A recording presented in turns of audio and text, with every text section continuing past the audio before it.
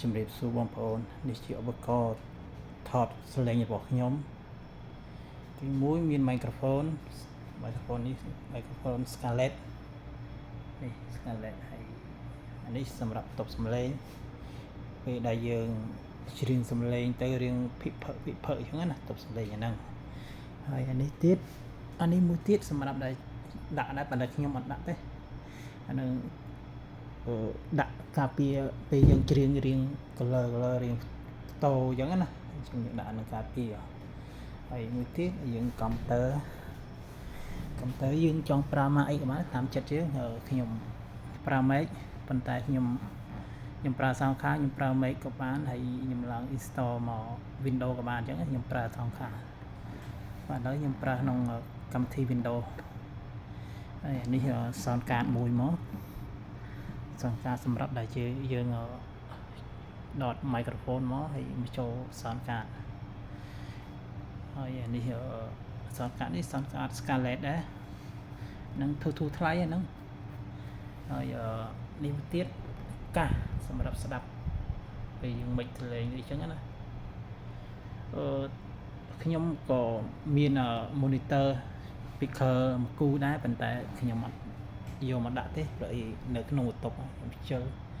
ព្រោះអាហ្នឹងវា record អត់មានត្រូវការដាក់ speaker នោះទេតើយើងមិចសលេងមិច master អីអាហ្នឹងយើងត្រូវការដាក់speaker នឹងសម្រាប់ស្ដាប់អីចឹងណាហើយបើយើងមិចមិនចាំដាក់ធម្មតាយើងមិនចាំដាក់ monitor ក៏បានដែរយើងដាក់ទៅកាសស្ដាប់យើងចេះមិចសលេងអញ្ចឹងណាប៉ុន្តែខ្ញុំអត់ចេះទេចេះតិចតួចទេ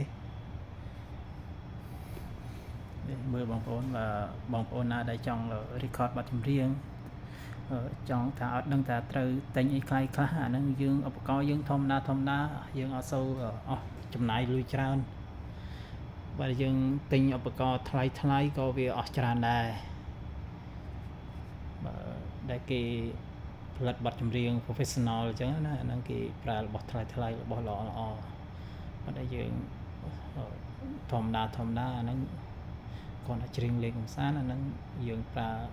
ធូរថ្លៃអញ្ចឹងរបស់ធូរថ្លៃហ្នឹងក៏វាទៅតាមនឹងដែរគុណភាពក៏វាទៅតាមនឹងដែររបស់គេល្អរបស់គេថ្លៃអញ្ចឹងគេ record សលេងដូច microphone អញ្ចឹង